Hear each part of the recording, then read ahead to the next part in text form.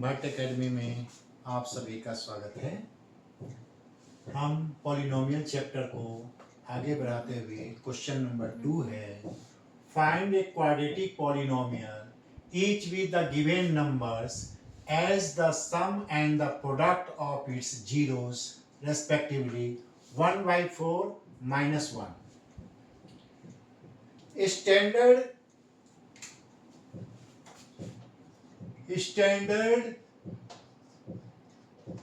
Quadratic polynomial is as ax square plus bx plus c।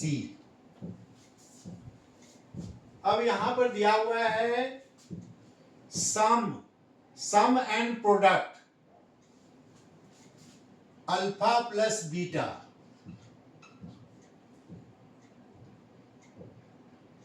Equal to minus B by A equal to 1/4 given.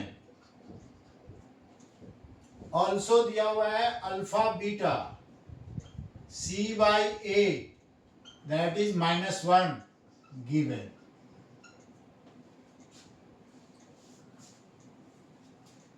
Alpha एक 0 है, beta दूसरा 0 है। तो हम इसको अब सोल्व करेंगे, कैसे निकालेंगे? ए और बी का वैल्यू, ए बी सी की वैल्यू हमको निकालनी है। तो alpha plus beta equal to minus B by A that is 1/4। यहां से पता चल रहा है ए की वैल्यू 4, बी की value -1। Therefore, A equal to 4, B equal to -1। अब इसी तरह प्रोडक्ट से हम निकालेंगे alpha beta that is C by a. C by a में कितना दिया हुआ है? -1। अब हम जान गए हैं कि C और A की वैल्यू कितनी है? 4 है, equal to -1। Therefore, C equal to -4। अब हमारा तीन वैल्यू जो आया, A की वैल्यू 4, B की वैल्यू -1 और C की value -4। Therefore,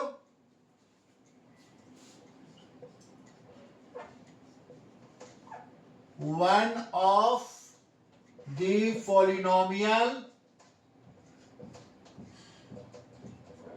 is ax square यानी 4x² प्लस bx, b के बदले में -1 और x प्लस c की वैल्यू -4। यह हो गया 4x² -x -4। There may be more than other polynomials.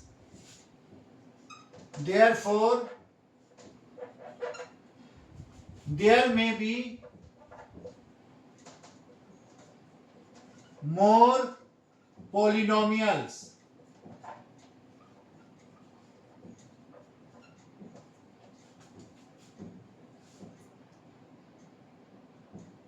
Maybe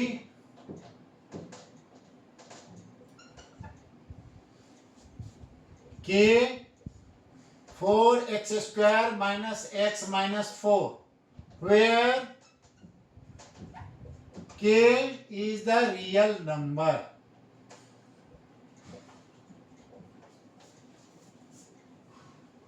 आपका क्वेश्चन था find a quadratic polynomial.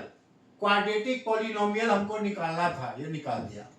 With the given numbers as the sum and product, और सम एंड प्रोडक्ट दिया हुआ है, इसके जीरोस दिए हुए हैं, तो हमको निकालना है। अल्फा प्लस बीटा होता है -b/a, 1/4 गिवन है, alpha beta product of the zeros C/A -1 यह भी दोनों गिवन है।